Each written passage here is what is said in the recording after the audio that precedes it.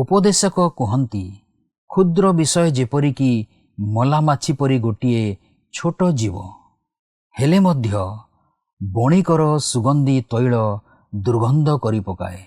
ଶୃଗାଳ ଗୋଟିଏ କ୍ଷୁଦ୍ର ପଶୁ, ତାହା ପୁରା ଦ୍ରାକ୍ଷା କ୍ଷେତ୍ରକୁ ନାଶ କରିଦିଏ। ଟିକିଏ ଖମିର ସମସ୍ତ ମଇଦା ପିଣ୍ଡଳାକୁ ଖମିରମୟ କରିଦିଏ। ଶୋଇବା ପାଇଁ ଟିକିଏ ଭିଡ଼ି ମୋଡ଼ି ହେଲେ ଦାରିଦ୍ର୍ୟ ଅବସ୍ଥା ହଠାତ୍ ଆସିଯାଏ। ଠିକ୍ ସେହିପରି ଛୋଟ ପାପ ନିମନ୍ତେ ଶୟତାନ ପାଇଁ ରାସ୍ତା ଖୋଲିଦେଲେ ଧୀରେ ଧୀରେ ସେ ଆମମାନଙ୍କ ଶରୀରକୁ ବିନାଶ କରିଦିଏ। ଆମ୍ଭେମାନେ କ'ଣ ସହଜରେ ବେଷ୍ଟନକାରୀ ଛୋଟ ଛୋଟ ପାପ ପରିତ୍ୟାଗ କରି ପାରିଛୁ କି? ଯୀଶୁଙ୍କ ମଧୁର ବାକ୍ୟ ଚଲା ପଥେ ସାଜେ ଦୀପ, ଆମରି ଚରଣ ପାଇଁ ଅଲିଭା ଆଲୋକ ଦେଇ ଜୀବନର ପ୍ରତିପାଦେ ଜୀବନର ପ୍ରତିପାଦେ ବଢ଼ାଏ ସେ ସତ୍ୟ ପଥେ পথ প্রদর্শিকা, সে যে পথ প্রদর্শিকা, পথ প্রদর্শিকা, পথ প্রদর্শিকা। ଖ୍ରୀଷ୍ଟରେ ପ୍ରିୟ ଦର୍ଶକ ବନ୍ଧୁ, ପ୍ରଭୁ ଯୀଶୁ ଖ୍ରୀଷ୍ଟଙ୍କ ବହୁମୂଲ୍ୟ ନାମରେ ଆପଣଙ୍କୁ ନମସ୍କାର ଜଣାଇ ଆଜିର ପଥ ପ୍ରଦର୍ଶିକା କାର୍ଯ୍ୟକ୍ରମକୁ ସ୍ୱାଗତ କରୁଅଛି।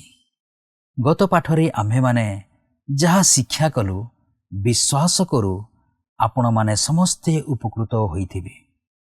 ନିୟମିତ ଏହି କାର୍ଯ୍ୟକ୍ରମ ଦେଖୁଥାନ୍ତୁ ଓ ଆମମାନଙ୍କ ସହିତ ଫୋନ୍ରେ ଯୋଗାଯୋଗ ଜାରି ରଖିଥାନ୍ତୁ।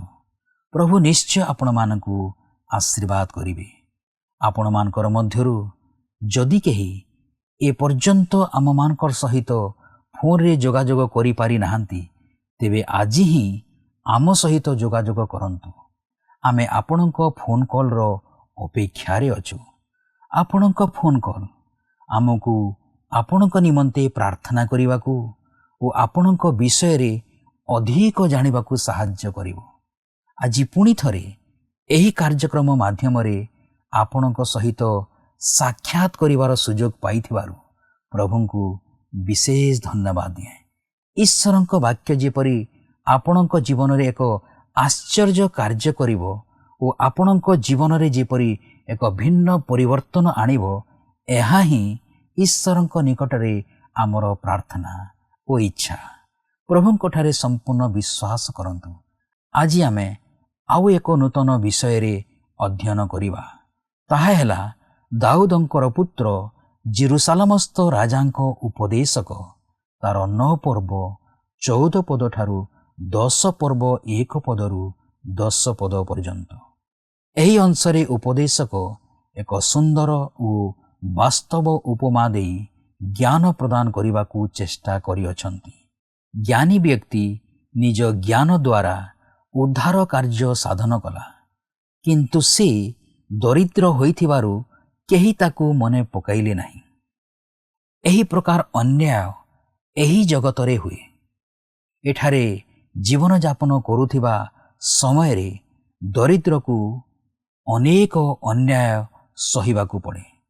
ମଙ୍ଗଳର ପରିଶୋଧରେ ଅମଙ୍ଗଳ ମିଳେ, ଏହା ହିଁ ଅସାର। ଈଶ୍ୱରଙ୍କ ବାକ୍ୟରେ ମଧ୍ୟ ଲେଖାଯାଏ, ଗିଦିଅନଙ୍କ ମୃତ୍ୟୁ ପରେ ଇସ୍ରାଏଲ ଜାତି ଗିଦିଅନ ସେମାନଙ୍କ ପ୍ରତି ଯେପରି ମଙ୍ଗଳ କରିଥିଲେ, ତାଙ୍କ ପରିବାର ପ୍ରତି ବ୍ୟବହାର କଲେ ନାହିଁ ଏବଂ ତା ସଙ୍ଗେ ସଙ୍ଗେ ସେମାନେ ପରମେଶ୍ୱରଙ୍କର ସମସ୍ତ କାର୍ଯ୍ୟ ମଧ୍ୟ ପାସୋରି ଗଲେ। ଏହା ପୁରା କାଳରେ ହୋଇଥିଲା ଏବଂ ଆଜି ମଧ୍ୟ ହେଉଅଛି। ଏଥିରେ ଚମତ୍କୃତ ହେବା ବିଷୟ କିଛି ନାହିଁ। ଅଜ୍ଞାନୀ, ପାପୀ, ଅନ୍ୟାୟୀ ଓ ଉପଦ୍ରବୀମାନେ ନିଜର ସ୍ୱାର୍ଥ ହେତୁ ଅନେକ ମଙ୍ଗଳ ବିଷୟ ନାଶ କରନ୍ତି। ଏହିପରି ଲୋକମାନେ ସତ ଜାଣିଥିଲେ ମଧ୍ୟ ତାହାକୁ ସ୍ୱୀକାର କରନ୍ତି ନାହିଁ। ଏହିପରି ଲୋକମାନଙ୍କ ପାଇଁ ଉପଦେଶକ କୁହନ୍ତି, ଯଦି ଏହିପରି ଲୋକମାନେ ଦେଶର ଉଚ୍ଚ ପଦରେ ସ୍ଥାପିତ ହୁଅନ୍ତି, ତାହାହେଲେ ଦେଶ ବିନଷ୍ଟ ହୁଏ ଏବଂ ସେମାନେ ଯେଉଁ ଗାତ ଅନ୍ୟମାନଙ୍କ ପାଇଁ ଖୋଳନ୍ତି, ସେମାନେ ନିଜେ ସେହି ଗାତରେ ପଡ଼ିବେ। ଆସନ୍ତୁ ଏହି ବିଷୟରେ ଅଧିକ ଶିକ୍ଷା କରିବା ପୂର୍ବରୁ ଗୋଟିଏ ମନଛୁଆ ଭକ୍ତିମୂଳକ ଗୀତ ଶୁଣିବା। ଆସିଛି ଫେରି ପାପ ସ୍ୱୀକାରି ପୁଣ୍ୟ ଚରଣେ ତୁମରି,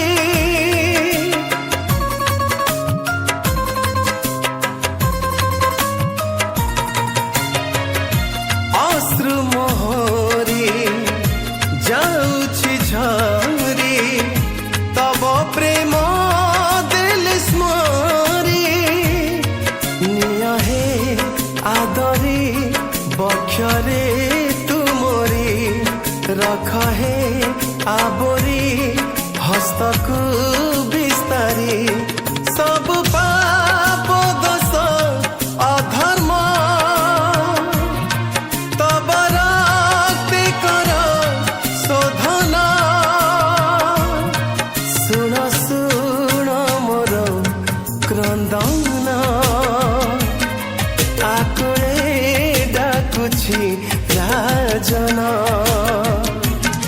ଶୁଣ ଶୁଣ ମୋର କ୍ରନ୍ଦନ, ଆକୁଳେ ଡାକୁଛି ରାଜନ।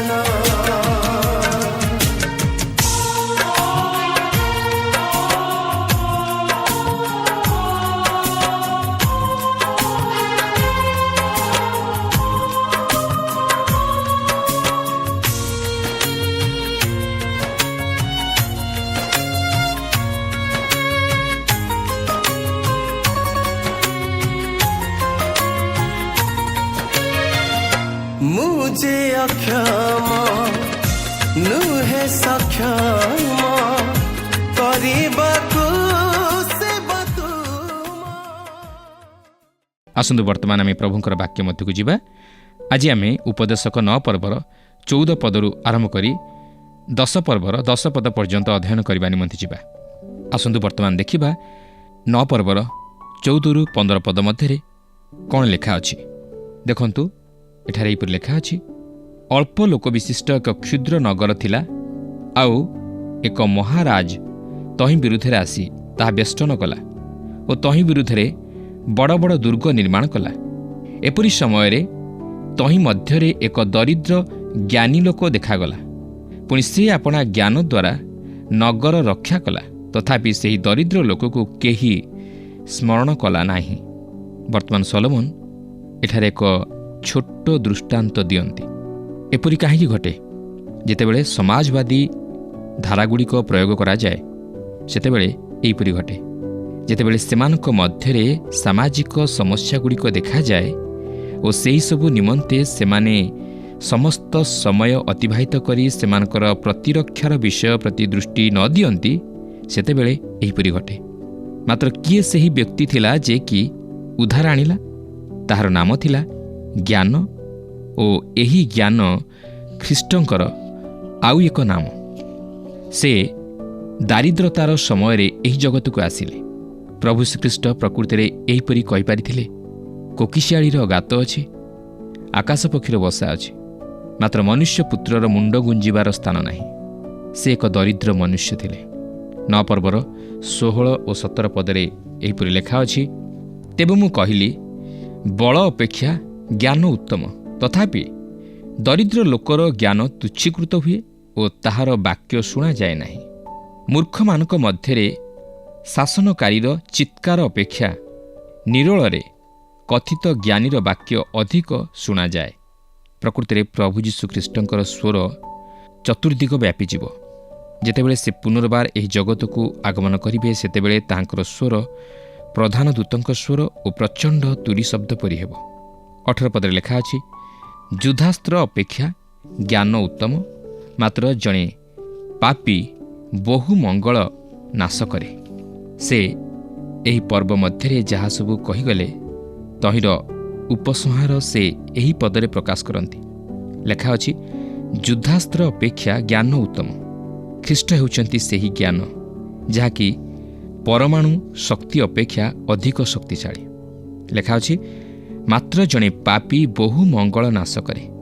ଏଠାରେ ଏକ ଚମତ୍କାର ପ୍ରଭାବ ଯାହାକି ଜଣେ ବ୍ୟକ୍ତିର ଜୀବନ ଦ୍ୱାରା ପଡ଼ିଥାଏ ଓ ସେହି ପ୍ରଭାବ ଅଧିକ ଶକ୍ତିଶାଳୀ ହୋଇଥାଏ ଯେତେବେଳେ ଏହା ଭୁଲ ଦିଗରେ ଯାଏ।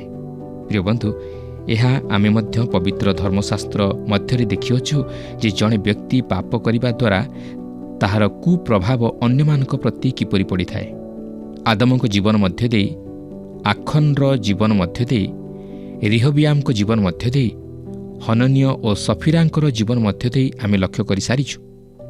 ଆପଣ ଓ ମୁଁ, ଆମର ମଧ୍ୟ ଏକ ପ୍ରଭାବ ରହିଅଛି, ହୋଇପାରେ ଭଲ ବା ମନ୍ଦ। ମୁଁ ବ୍ୟକ୍ତିଗତ ଭାବେ ବିଶ୍ୱାସ କରେ ଯେ ଯେଉଁମାନେ ନିଜର ଧର୍ମକର୍ମ ନେଇ ବା ଉତ୍ତମ ନୈତିକ ଜୀବନ ନେଇ ନିଜକୁ ଗର୍ବିତ ମନେ କରନ୍ତି ମାତ୍ର ଈଶ୍ୱରଙ୍କ ଠାରୁ ଦୂରବର୍ତ୍ତୀ ଜୀବନଯାପନ କରନ୍ତି, ସେମାନେ ସମାଜ ପ୍ରତି ଏକ କୁପ୍ରଭାବ ପକାନ୍ତି। କାରଣ ଈଶ୍ୱର ବିହୀନ ଜୀବନ ଏକ ପ୍ରତାରଣା ତଥା ଶଠତାର ଜୀବନ। ଯେଉଁ ବ୍ୟକ୍ତି ନିଜର ସୃଷ୍ଟିକର୍ତ୍ତାଙ୍କୁ ଜାଣେ ନାହିଁ ଓ ତାହାଙ୍କୁ ଅଗ୍ରାହ୍ୟ କରେ, ସେ କିପରି ନିଜର ଉତ୍ତମ କର୍ମରେ ସଚେଷ୍ଟ ହୋଇପାରିବ? କାରଣ ଫଳ ଦ୍ୱାରା ଗଛକୁ ଚିହ୍ନାଯାଏ।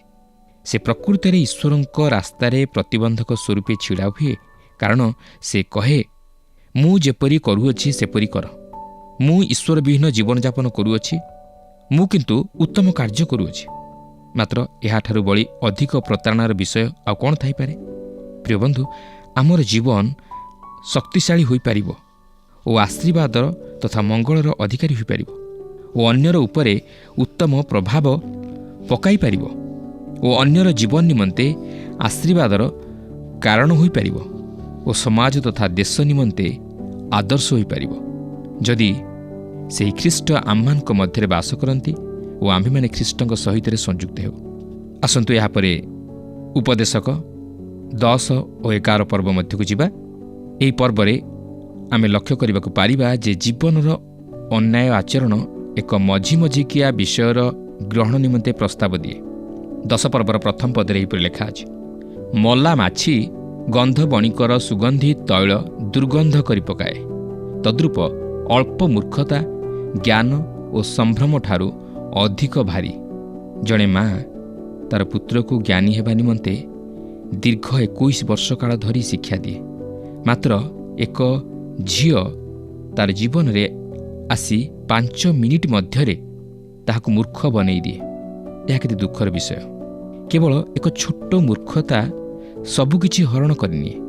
ଏହା ଏକ ବିଷୟ ହୋଇପାରେ ଯାହାକି ଏକ ଜୀବନକୁ ଧ୍ୱଂସ କରିଦେଇପାରେ ଓ ଅନ୍ୟମାନଙ୍କର ଜୀବନକୁ ମଧ୍ୟ ନଷ୍ଟ କରିଦେଇପାରେ। 10 ପର୍ବର 2 ପଦରେ ଲେଖା ଅଛି, ଜ୍ଞାନୀର ହୃଦୟ ତାହାର ଦକ୍ଷିଣରେ, ମାତ୍ର ମୂର୍ଖର ହୃଦୟ ତାହାର ବାମରେ ଥାଏ। ଦକ୍ଷିଣ ହସ୍ତ ଶକ୍ତିର ହସ୍ତ। ଜଣେ ଜ୍ଞାନୀର ହୃଦୟ ତାହାର ଦକ୍ଷିଣରେ ଥାଏ। ସେ ଯାହା କିଛି କରେ ତାହାର ସମସ୍ତ ମନପ୍ରାଣ ଦେଇ କରେ ବା ଆନ୍ତରିକତାର ସହିତ କରେ। ସେ ଅନିଚ୍ଛୁକତାର ସହିତ ତାହା କରେ ନାହିଁ। ମାତ୍ର ମୂର୍ଖର ହୃଦୟ ତାହାର ବାମରେ ଥାଏ, ଅର୍ଥାତ୍ ସେ ଅଧାପନ୍ତରିଆ ଭାବେ ସମସ୍ତ ବିଷୟ କରେ। ପ୍ରିୟ ବନ୍ଧୁ, ଆପଣ ଯାହା କିଛି କରନ୍ତି ହୃଦୟର ସହିତ ବା ଆନ୍ତରିକତାର ସହିତ କରନ୍ତୁ। ଆପଣ ଯଦି ଈଶ୍ୱରଙ୍କର ସେବା କରିବା ପାଇଁ ଯାଉଅଛନ୍ତି ତାହା ଆନନ୍ଦର ସହିତ ଓ ଆଗ୍ରହର ସହିତ କରନ୍ତୁ, କିନ୍ତୁ ବାଧ୍ୟବାଧକତା ହେତୁ ତାହା କରନ୍ତୁ ନାହିଁ। ଏହାଦ୍ୱାରା କେବେ ହେଲେ ଈଶ୍ୱର ଗୌରବାନ୍ୱିତ ହୋଇପାରିବେ ନାହିଁ। ଈଶ୍ୱର ତହିଁରେ ସନ୍ତୁଷ୍ଟ ହୁଅନ୍ତି ନାହିଁ। ଆମେ ସ୍ୱେଚ୍ଛାକୃତ ଭାବରେ ଆନନ୍ଦ ମନରେ ଈଶ୍ୱରଙ୍କର କାର୍ଯ୍ୟ କରିବା ଉଚିତ। 10 ପର୍ବର 3 ପଦରେ ଲେଖା ଅଛି, ଆହୁରି ମୂର୍ଖ ପଥରେ ଗମନ କଲାବେଳେ ତାହାର ବୁଦ୍ଧିର ଅଭାବ ଦେଖାଯାଏ। ପୁଣି ସେ ପ୍ରତ୍ୟେକକୁ କହେ ଯେ ସେ ମୂର୍ଖ। ମୂର୍ଖ ନିଜେ ନିଜକୁ ପରିଚିତ କରାଇବା ନିମନ୍ତେ ଏକ ବିଜ୍ଞାପନ ପତ୍ର ବହନ କରିବା ଆବଶ୍ୟକ ନାହିଁ ଯାହାକି କହେ ଯେ ସେ ମୂର୍ଖ। ମାତ୍ର ଘଟଣା ହେଉଛି ତାହାକୁ କେବଳ ଗୋଟିଏ ବିଷୟ କରିବାକୁ ଅଛି, ତାହା ହେଉଛି ତାହାର ମୁଖକୁ ଖୋଲିବା। ବେଳେବେଳେ ତାହାକୁ ମୂର୍ଖ ବୋଲି ପ୍ରମାଣିତ କରିବା ନିମନ୍ତେ ମୁଖ ମଧ୍ୟ ଖୋଲିବା ଆବଶ୍ୟକ ହୁଏ ନାହିଁ। 10 ପର୍ବର 4 ପଦରେ ଲେଖା ଅଛି, ତୁମ୍ଭ ଉପରେ ଶାସନକର୍ତ୍ତାର ମନରେ ବିରୁଦ୍ଧ ଭାବ ଉତ୍ପନ୍ନ ହେଲେ ଆପଣା ସ୍ଥାନ ଛାଡ଼ ନାହିଁ, କାରଣ ଅଧୀନତା ସ୍ୱୀକାର ଦ୍ୱାରା ମହା ଅନିଷ୍ଟ କ୍ଷାନ୍ତ ହୁଏ। ସୂର୍ଯ୍ୟ ତଳେ ଥିବା ମନୁଷ୍ୟ ଶାନ୍ତ କରିବା ଉଦ୍ଦେଶ୍ୟରେ ଅଧୀନତା ସ୍ୱୀକାର କରିବାର ସ୍ଥିତିକୁ ଗ୍ରହଣ କରିନିଏ। ଅନ୍ୟ ଅର୍ଥରେ କହିବାକୁ ଗଲେ ଆପଣ ଯଦି ଅନ୍ୟାୟ ବିରୁଦ୍ଧରେ ସ୍ୱର ଉତ୍ତୋଳନ କରିପାରିବେ ନାହିଁ, ତାହେଲେ ଅନ୍ୟାୟ ସହିତ ସାମିଲ ହୋଇଯାଆନ୍ତୁ। 10 ପର୍ବର 5 ଓ 6 ପଦରେ ଲେଖା ଅଛି, ମୁଁ ସୂର୍ଯ୍ୟ ତଳେ ଏକ ମନ୍ଦ ବିଷୟ ଦେଖିଅଛି, ତାହା ଶାସନକର୍ତ୍ତାଠାରୁ ଉତ୍ପନ୍ନ ଭ୍ରମତୁଲ୍ୟ ଦେଖାଯାଏ। ମୂର୍ଖତା ଅତି ଉଚ୍ଚ ପଦରେ ସ୍ଥାପିତ ହୁଏ, ପୁଣି ଧନୀ ନିଚ ସ୍ଥାନରେ ବସେ। ଏହା ଏକ ବିଷୟ ଯାହାକି ବର୍ତ୍ତମାନର ସମାଜରେ ମୁଖ୍ୟତଃ ପରିଲକ୍ଷିତ ହୁଏ। ତାହା ହେଉଛି ପାପକୁ ସମ୍ମାନ ବା ମର୍ଯ୍ୟାଦା ଦେବା। ସମୟ ଥିଲା ଯେତେବେଳେ କି ଲୋକମାନେ ପାପକୁ ଘୃଣା କରୁଥିଲେ, ପାପକୁ ନ୍ୟୁନ ଦୃଷ୍ଟିରେ ଦେଖୁଥିଲେ, ପାପ ପ୍ରତି ତୁଚ୍ଛ ମନୋଭାବ ପୋଷଣ କରୁଥିଲେ। ମାତ୍ର ଆଜି କିନ୍ତୁ ଲୋକେ ପାପକୁ ପ୍ରଶ୍ରୟ ଦିଅନ୍ତି, ପାପକୁ ବା ଅନ୍ୟାୟକୁ ସମର୍ଥନ କରନ୍ତି ଓ ଏହାକୁ ମୁଖ୍ୟ ସ୍ଥାନ ଦିଆଯାଏ, ଏହାକୁ ପ୍ରାଧାନ୍ୟ ଦିଆଯାଏ। ବିଶେଷତଃ ଟେଲିଭିଜନରେ ଏହାକୁ ମୁଖ୍ୟ ସ୍ଥାନ ଦିଆଯାଏ। ଏତଦ୍ବ୍ୟତୀତ ସିନେମା ପରଦାରେ, ସରକାରୀ କାର୍ଯ୍ୟାଳୟମାନଙ୍କରେ, ବିଭିନ୍ନ କ୍ଲବମାନଙ୍କରେ ଓ ଥିଏଟରମାନଙ୍କରେ ଓ ରାଜନୈତିକ କ୍ଷେତ୍ରରେ ମଧ୍ୟ ଏହି ପାପକୁ ମୁଖ୍ୟ ସ୍ଥାନ ଦିଆଯାଏ। ଏପରିକି ପାପରେ ଲିପ୍ତ ରହିଥିବା ବ୍ୟକ୍ତିମାନଙ୍କୁ ଅଧିକ ସମ୍ମାନ ଓ ମର୍ଯ୍ୟାଦା ଦିଆଯାଏ।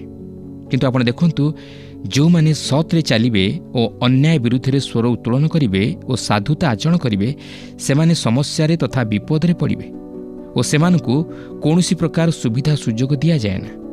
ସେମାନଙ୍କୁ ଏପରି ସ୍ଥାନରେ ବା ସ୍ଥିତିରେ ରଖିଦିଆଯାଏ ଯେପରି ସେମାନଙ୍କର ମୁଖ ଆଉ ଯେପରି ନ ଖୋଲେ ବା ସମାଜରେ ସେମାନଙ୍କର ଗୁରୁତ୍ୱପୂର୍ଣ୍ଣ ଭୂମିକା ଯେପରି ନ ରୁହେ। ଏହା କ'ଣ ଆଜି ଘଟୁନାହିଁ କି? ଲୋକମାନେ ଅନ୍ୟାୟକୁ ସମର୍ଥନ କରନ୍ତି, ଲୋକମାନେ ପାପକୁ ସମର୍ଥନ କରନ୍ତି, କିନ୍ତୁ ସତ୍ୟକୁ କେହି ସମର୍ଥନ କରନ୍ତି ନାହିଁ। ସତ୍ୟ ଜାଣିଲେ ମଧ୍ୟ ତାହାକୁ ସମର୍ଥନ କରନ୍ତି ନାହିଁ। ଏହାପରେ 10 ପର୍ବର 7 ପଦରେ ଲେଖା ଅଛି, ମୁଁ ଦାସମାନଙ୍କୁ ଅଶ୍ୱ ଉପରେ ଓ ଅଧିପତିମାନଙ୍କୁ ଦାସତୁଲ୍ୟ ପାଦଗତିରେ ଗମନ କରିବାର ଦେଖିଅଛି। କଠିନ ପରିଶ୍ରମ, ଅର୍ଥ ସଞ୍ଚୟ ଓ କଠିନ ଅଧ୍ୟବସାୟର ଅର୍ଥ ନୁହେଁ ଯେ ଆପଣ ସଦାସର୍ବଦା କୃତକାର୍ଯ୍ୟ ହେବେ। ଆପଣଙ୍କର ଆର ପାଖରେ ମୂର୍ଖ ଆପଣଙ୍କଠାରୁ ଅଧିକ କିଛି ଧନ ଓ ସମ୍ମାନର ଅଧିକାରୀ ହୋଇପାରେ। ବେଳେବେଳେ ମୂର୍ଖ ଯେ କି ଘୋଡ଼ା ଚଢ଼େ, ମାତ୍ର ରାଜକୁମାର ଦାସ ପରି ଯାତାୟାତ କରେ। ମୁଁ ମଧ୍ୟ ଦେଖେ ଅନେକ ଚମତ୍କାର ଖ୍ରୀଷ୍ଟ ବିଶ୍ୱାସୀମାନେ ଓ ଖ୍ରୀଷ୍ଟଙ୍କର ସେବକମାନେ ଅଛନ୍ତି ଯେଉଁମାନେ କି ଅତି ନମ୍ର। ସେମାନଙ୍କ ମଧ୍ୟରୁ ଅନେକ ସାଧାରଣ ଗୃହମାନଙ୍କରେ ବାସ କରନ୍ତି। ସେମାନଙ୍କ ମଧ୍ୟରୁ କେତେକ ଆର୍ଥିକ ଭାବେ ସ୍ୱଚ୍ଛଳ, ମାତ୍ର ସେମାନେ ସମାଜରେ ଉପେକ୍ଷିତ। ସେମାନେ ସେହି ରାଜକୁମାର ପରି ଯେ କି ଜଣେ ଦାସ ପରି ଏହି ଜଗତରେ ଜୀବନଯାପନ କରେ। ଏହାପରେ 10 ପର୍ବର 8 ପଦରେ ଲେଖା ଅଛି, ଯେ ଗର୍ତ୍ତ ଖୋଳେ ସେ ତହିଁରେ ପଡ଼ିବ ଓ ଯେଉଁ ଲୋକ ବେଢ଼ା ଭାଙ୍ଗେ ତାହାକୁ ସର୍ପ କାମୁଡ଼ିବ। ଆପଣ ଯଦି ଭାବନ୍ତି ଯେ ଆପଣ ପାପ କରି ତ୍ରାହି ପାଇଯିବେ, ବିଶେଷ କରି ଆପଣ ଯଦି ଜଣେ ଖ୍ରୀଷ୍ଟ ବିଶ୍ୱାସୀ ହୋଇଥାନ୍ତି, ତାହେଲେ ଆପଣ ଭୁଲ କରୁଛନ୍ତି ଓ ମୂର୍ଖତାର କର୍ମ କରୁଅଛନ୍ତି। ଈଶ୍ୱର ସଙ୍ଗେ ସଙ୍ଗେ ଆପଣଙ୍କର ବିଚାର କରି ନ ପାରନ୍ତି, ମାତ୍ର ଈଶ୍ୱର ଆପଣଙ୍କର ବିଚାର ନିଶ୍ଚିତ ଭାବେ କରିବେ। କାରଣ ଈଶ୍ୱର ଯଦିଓ ଦୀର୍ଘ ସହିଷ୍ଣୁ, ମାତ୍ର ସେ ଚିର ସହିଷ୍ଣୁ ନୁହନ୍ତି। ସେ ଅନ୍ୟାୟର ତଥା ପାପର ପ୍ରତିଫଳଦାତା ଈଶ୍ୱର। ଏହା ବିଳମ୍ବର ହୋଇପାରେ, ମାତ୍ର ବିଚାର ସୁନିଶ୍ଚିତ। ପ୍ରିୟ ବନ୍ଧୁ, ଆପଣ ଯଦି ପାପ କରିକି ଭାବୁଛନ୍ତି ଯେ ଖସି ଚାଲିଯିବେ ବୋଲି, ଆପଣଙ୍କୁ କେହି ଦେଖିନାହାନ୍ତି, ତେଣୁକରି ଆପଣଙ୍କୁ କେହି ଦୋଷାରୋପ କରିବେ ନାହିଁ ବୋଲି, ବା ଆପଣଙ୍କର କେହି ବିଚାର କରିବେ ନାହିଁ ବୋଲି, ତାହେଲେ ଆପଣ ଭୁଲ କରୁଛନ୍ତି। ଆପଣଙ୍କୁ ଜଣେ ଦେଖୁଛନ୍ତି, ସେ ହେଉଛନ୍ତି ଈଶ୍ୱର। ଆପଣ କେବେ ହେଲେ ପାପ କରି ତାହାଙ୍କ ଆଖିରେ ଧୂଳି ଦେଇପାରିବେ ନାହିଁ। ହେଇପାରେ ଆପଣ ପାପ କରିବା ସଙ୍ଗେ ସଙ୍ଗେ ଦଣ୍ଡ ପାଇ ନ ପାରନ୍ତି, କିନ୍ତୁ ଈଶ୍ୱର ମଧ୍ୟ ଦୀର୍ଘ ସହିଷ୍ଣୁ ହୋଇ ଆପଣଙ୍କୁ ସୁଯୋଗ ଦିଅନ୍ତି ପାପରୁ ଫେରିବା ପାଇଁ, ସେହି ପାପ ନିମନ୍ତେ ଅନୁତାପ କରି ତାକୁ ସ୍ୱୀକାର କରିବା ପାଇଁ। କିନ୍ତୁ ଆପଣ ଯଦି ଭାବନ୍ତି ଯେ ମୁଁ ପାପ କଲି, ମୋତେ ଦଣ୍ଡ କିଛି ଘଟୁନାହିଁ, ମୁଁ ବର୍ତ୍ତିଯିବି ବୋଲି, ତାହା କେବେ ହେଲେ ହୋଇପାରିବ ନାହିଁ। ଈଶ୍ୱର ଦିନେ ନା ଦିନେ ଆପଣଙ୍କୁ ବିଚାରରେ ଆଣିବେ, କାରଣ ସେ ପାପର ପ୍ରତିଫଳଦାତା ଈଶ୍ୱର। ସେ ଅନ୍ୟାୟକାରୀ ଈଶ୍ୱର ନୁହନ୍ତି, ସେ ଅନ୍ୟାୟକୁ ସମର୍ଥନକାରୀ ଈଶ୍ୱର ନୁହନ୍ତି, ସେ ପାପ ପ୍ରତି ଆଖି ବୁଜିଦେବା ଈଶ୍ୱର ନୁହନ୍ତି, ସେ ଅଧାର୍ମିକ ଈଶ୍ୱର ନୁହନ୍ତି, ସେ ଧାର୍ମିକ ଓ ନ୍ୟାୟବାନ ଈଶ୍ୱର। ସେ ପାପୀର ମୁଖାପେକ୍ଷା କରନ୍ତି ନାହିଁ। ଯଦିଓ ସେ ପାପୀକୁ ପ୍ରେମ କରନ୍ତି, ମାତ୍ର ସେ ପାପକୁ ଘୃଣା କରନ୍ତି। ଯଦିଓ ସେ ଚାହାନ୍ତି ନାହିଁ ପାପୀ ପାପରେ ମରୁ ବୋଲି ବିନଷ୍ଟ ହେଉ ବୋଲି, ତଥାପି ସେ ପାପର ପ୍ରତିଫଳଦାତା ଈଶ୍ୱର। ତେଣୁ ପ୍ରିୟ ବନ୍ଧୁ, ଆମ୍ଭେମାନେ ପାପ କରିବା ପ୍ରତି ସତର୍କ ହେଉ। ଆମମାନେ ପାପ କରି ଈଶ୍ୱରଙ୍କ ଦ୍ୱାରା ଦଣ୍ଡିତ ନ ହେଉ। ତେଣୁକରି ଯଦି ଆମମାନଙ୍କ ଜୀବନରେ ଆମମାନେ ଭୁଲ କରୁ, ପାପ କରୁ, ଆମମାନଙ୍କ ବିବେକ ଆମମାନଙ୍କୁ ବାଧା ଦିଏ ସେ ବିଷୟ ନେଇ, ତାହେଲେ ଆମମାନେ ସଙ୍ଗେ ସଙ୍ଗେ ତାହାକୁ ଈଶ୍ୱରଙ୍କ ନିକଟରେ, ପ୍ରଭୁ ଯୀଶୁଖ୍ରୀଷ୍ଟଙ୍କ ନିକଟରେ ତାହା ସ୍ୱୀକାର କରିବା ଉଚିତ। କାରଣ ପ୍ରଭୁ ଯୀଶୁଖ୍ରୀଷ୍ଟ ଆମମାନଙ୍କର ପାପ ନିମନ୍ତେ ସେ ପ୍ରାୟଶ୍ଚିତ ସାଧନ କଲେ। ତେଣୁ ଯେତେବେଳେ ଆମମାନେ ସେହି ପାପ ସବୁ ତାହାଙ୍କ ନିକଟରେ ସ୍ୱୀକାର କରିବା, କ୍ଷମା ମାଗିବା, ସେତେବେଳେ ସେ ଆମମାନଙ୍କୁ ପାପରୁ ଉଦ୍ଧାର କରି ଆମମାନଙ୍କୁ ସେହି ଅନନ୍ତ ଜୀବନର ଅଧିକାରୀ କରାଇବେ, ପରିତ୍ରାଣର ଅଧିକାରୀ କରାଇବେ। ଏହାପରେ 10 ପର୍ବର 9 ପଦରେ ଲେଖା ଅଛି, ଯେଉଁ ଲୋକ ପଥର ଖୋଳେ ସେ ତଦ୍ୱାରା ଆଘାତ ପାଇବ, ପୁଣି ଯେ କାଠ ଚିରେ ସେ ତଦ୍ୱାରା ଆପଦଗ୍ରସ୍ତ ହୁଏ। ସେହି ସମୟରେ ପଥର ଖୋଳିବା ଅର୍ଥ ଭୂ ସମ୍ପତ୍ତିର ଚିହ୍ନ ବାଡ଼କୁ ଉଠାଇ ଦେବା। ଏହା ପୁନର୍ବାର ପ୍ରକାଶ କରେ ଯେ ଜଣେ ପାପ କରି ତ୍ରାହି ପାଇପାରିବ ନାହିଁ। ମନୁଷ୍ୟ ଯାହା ବୁଣେ ତାହା ହିଁ ସେ କାଟିବ। ସେଥିପାଇଁ ଲେଖା ଅଛି, ଭ୍ରାନ୍ତ ନ ହୁଅ, ଈଶ୍ୱର ବିଦ୍ରୂପର ପାତ୍ର ନୁହନ୍ତି। ମନୁଷ୍ୟ ଯାହା ବୁଣେ ତାହା ହିଁ ସେ କାଟିବ। ଆପଣ ଯଦି ଜଣକୁ ପ୍ରତାରଣା କରି ତାହାର ସମ୍ପତ୍ତିକୁ ଅକ୍ତିଆର କରନ୍ତି ଅଥବା କୌଣସି ବିଷୟକୁ ନିଜର ଅଧିକାର ମଧ୍ୟକୁ ଆଣିବାକୁ ଚେଷ୍ଟା କରନ୍ତି, ତାହେଲେ ଈଶ୍ୱର ତହିଁ ପ୍ରତି ଦୃଷ୍ଟି ଦେବେ, ଯେପରି ଆପଣ ସେଥିଲାଗି ଆଘାତପ୍ରାପ୍ତ ହୁଅନ୍ତି। ଏହି କାରଣରୁ ପ୍ରଭୁ ଯୀଶୁ ଆମକୁ କହନ୍ତି ଯେପରି ଆମେ ନିଜେ କାହାର ପ୍ରତିଶୋଧ ନ ନେଉ। କାରଣ ସେ ନିଜେ କହନ୍ତି, ପ୍ରତିଶୋଧ ନେବା ଆମ୍ଭର ଅଧିକାର, ଆମ୍ଭେ ପ୍ରତିଫଳ ଦେବା। ତେଣୁ ପ୍ରଭୁ ହେଉଛନ୍ତି ଜଣେ ଯେ କି ସମସ୍ତ ଅନ୍ୟାୟ ତଥା ପାପର ପ୍ରତିକାର କରନ୍ତି, ପ୍ରତିଫଳ ଦିଅନ୍ତି। ତେଣୁକରି ଆମମାନେ ସେହି ବିଚାର ଈଶ୍ୱରଙ୍କ ହସ୍ତରେ ଛାଡ଼ିଦେବା ଉଚିତ। ଆମମାନେ କାହାର ବିଚାର କରିବା ଉଚିତ ନୁହେଁ। କାରଣ ଯଦି ଆମମାନେ ସେ ପ୍ରକାର କରୁ, ତାହେଲେ ହୁଏତ ଆମମାନେ ଭୁଲ କରିଦେଇପାରୁ, ମାତ୍ର ଈଶ୍ୱର ଯଥାର୍ଥ ବିଚାର କରନ୍ତି। ତେଣୁ ଆମମାନେ କାହାର ପ୍ରତିଶୋଧ ନ ନେଇ ସେହି ବିଷୟ ଆମେ ଈଶ୍ୱରଙ୍କ ହସ୍ତରେ ଛାଡ଼ିଦେବା ଉଚିତ। ତାହେଲେ ଈଶ୍ୱର ତହିଁର ଯଥାର୍ଥ ବିଚାର କରିବେ। ସେ ହେଉଛନ୍ତି ନ୍ୟାୟବାନ ଈଶ୍ୱର। 10 ପର୍ବର 10 ପଦରେ ଲେଖା ଅଛି, ଲୁହା ଦନ୍ଥରା ହେଲେ ଯେବେ କେହି ତାହାର ଦାଢ଼ ନ ପଜାଏ, ତେବେ ତାହାପରେ ଅଧିକ ବଳ ପ୍ରୟୋଗ କରିବାକୁ ହୁଏ। ମାତ୍ର କର୍ତ୍ତବ୍ୟକୁ ଦେଖାଇବା ପାଇଁ ଜ୍ଞାନ ଫଳଦାୟକ। ଯଦି କୋଦାଳ ଦନ୍ଥଡ଼ା ହୋଇଯାଏ, ତାହେଲେ ଆପଣ ଏହାକୁ ଦାଢ଼ କରିବେ ଯଦି ଆପଣ ତାହା ଜାଣିବାକୁ ପାରନ୍ତି ଓ ଆପଣଙ୍କର ସେହି ଜ୍ଞାନ ଥାଏ।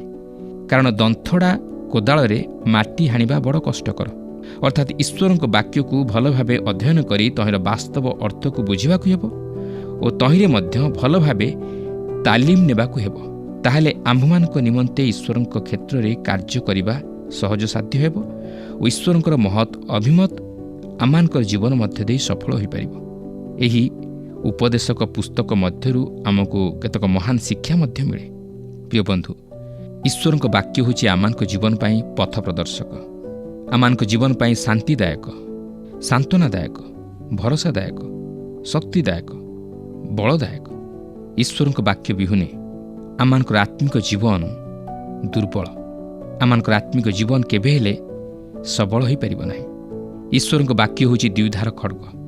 ତେଣୁ ଯଦି ଆମେ ଈଶ୍ୱରଙ୍କ ବାକ୍ୟରେ ଜ୍ଞାନୀ ନ ହେଉ, ତାହେଲେ ଆମମାନେ କେବେ ହେଲେ ଶୈତାନ ବିରୁଦ୍ଧରେ ଛିଡ଼ା ହୋଇପାରିବା ନାହିଁ। ତେଣୁ ଏହି ଜଗତରେ ଯଦି ଆମମାନେ ଏକ ବିଜୟୀ ଜୀବନ ଯାପନ କରିବା ପାଇଁ ଚାହୁଁ, ଶୈତାନକୁ ପରାଜିତ କରିବା ପାଇଁ ଚାହୁଁ, ତାହେଲେ ଏଥିନିମନ୍ତେ ଏକମାତ୍ର ଅମୋଘ ଅସ୍ତ୍ର ହେଉଛି ଈଶ୍ୱରଙ୍କର ବାକ୍ୟ। ଈଶ୍ୱରଙ୍କର ବାକ୍ୟ ଦ୍ୱାରା ହିଁ ଆମମାନଙ୍କ ଜୀବନ ଆଲୋକିତ ହେବ, ଆମମାନେ ଶକ୍ତିଯୁକ୍ତ ହେବା, ଆମମାନେ ଏହି ଜଗତରେ ଆଲୋକର ପଥରେ ଚାଲିପାରିବା ଏବଂ ଶୈତାନ ଉପରେ ଏକ ବିଜୟୀ ଜୀବନ ଯାପନ କରିବା ନିମନ୍ତେ ସମର୍ଥ ହୋଇପାରିବା।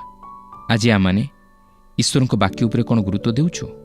ଈଶ୍ୱରଙ୍କର ବାକ୍ୟକୁ କ'ଣ ଆମମାନେ ଭଲ ଭାବରେ ଅଧ୍ୟୟନ କରି ତହିଁରୁ ଆମମାନଙ୍କ ଜୀବନ ପାଇଁ ଶିକ୍ଷା ଗ୍ରହଣ କରୁଛୁ?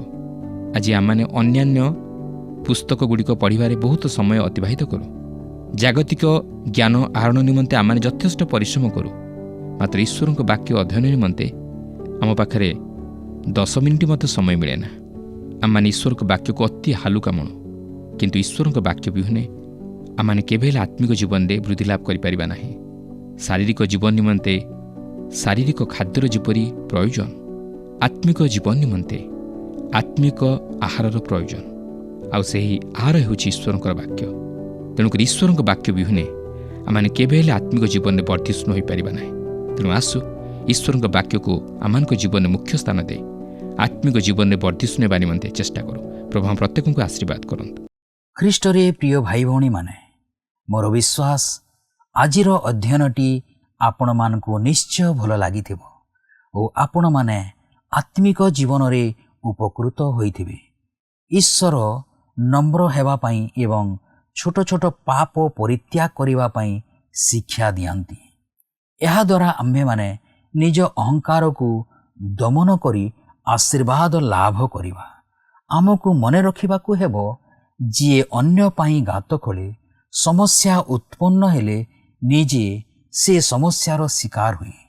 ତେଣୁ କାହାରି ମନ୍ଦ କଳ୍ପନା ନ କରି ମନ୍ଦ ବଦଳରେ ଉପକାର କରିବାକୁ ଈଶ୍ୱର ଆହ୍ୱାନ ଦିଅନ୍ତି। ପ୍ରତ୍ୟେକ ଖ୍ରୀଷ୍ଟ ବିଶ୍ୱାସୀ ଈଶ୍ୱରଙ୍କ ଆହ୍ୱାନ ଅନୁସାରେ ଖ୍ରୀଷ୍ଟଙ୍କର ଦାସ ସେହି ଅନୁସାରେ ଆଚରଣ କରୁ। ଜଗତରେ ଅନ୍ୟାୟ ଅତ୍ୟାଚାର ଚାଲିଥିଲା, ଚାଲୁଅଛି ଏବଂ ଚାଲିବ ମଧ୍ୟ। ଏହା ହିଁ ଅସାର। ତେଣୁ ଜ୍ଞାନୀ ପରି ନିଜର ଜୀବନ ସହ ଅନ୍ୟର ଜୀବନ ମଧ୍ୟ ରକ୍ଷା କର। ଖ୍ରୀଷ୍ଟଙ୍କ ସଦୃଶ୍ୟ ପବିତ୍ର ଓ ମନ୍ଦତାଠାରୁ ପୃଥକ ରହୁ। ଈଶ୍ୱରଙ୍କ ବାକ୍ୟ କୁହେ, ପରମେଶ୍ୱର ଜଗତକୁ ଦୁଷ୍ଟତା ସକାଶୁ ଦୁଷ୍ଟମାନଙ୍କୁ ସେମାନଙ୍କ ଅଧର୍ମ ସକାଶୁ ଶାସ୍ତି ଦେବେ, ଅହଙ୍କାରୀମାନଙ୍କ ଦର୍ପ ନିବୃତ୍ତ କରିବେ ଓ ଭୟଙ୍କର ଲୋକଙ୍କର ଗର୍ବ ଖର୍ବ କରିବେ। ଯିଶାୟ ତାର 13 ପର୍ବ 11 ପଦରେ ଏହା ଆମେ ଦେଖିବାକୁ ପାଉ।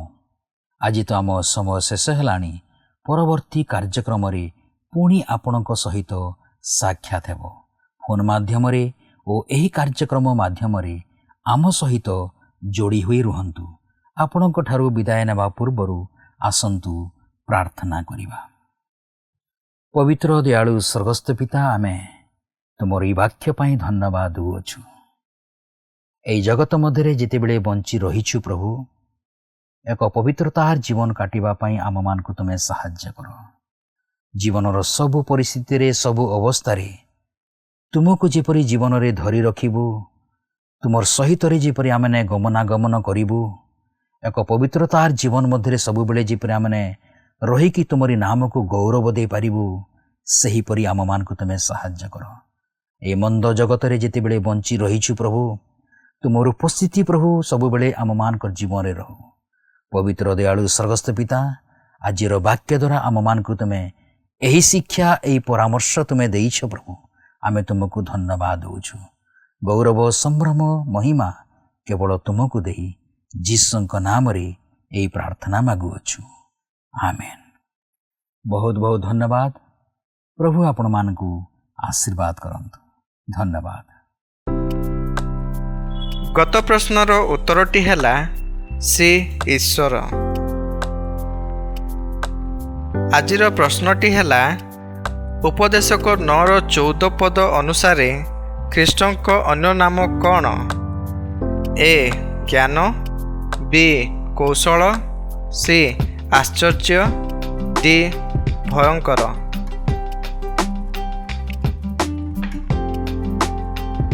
এই প্রশ্নর উত্তর আসন্তাকালি সন্ধ্যা 6টা মধ্যে option A, B, C, D মধ্যরু সঠিক উত্তর বাছি আপনার নাম ও সম্পূর্ণ ঠিকনা সহিত 9777221415 ফোন নম্বরে SMS কিংবা WhatsApp দ্বারা জଣାଇବାକୁ অনুরোধ। जदि आपको आम कार्यक्रम भल लगुच तेबे 044490812996 रे मिस्ड कॉल दे विजयी होई परिबे। गत सप्ताहर विजय दर्शक बंधु हेले गजपति सुर सिंह।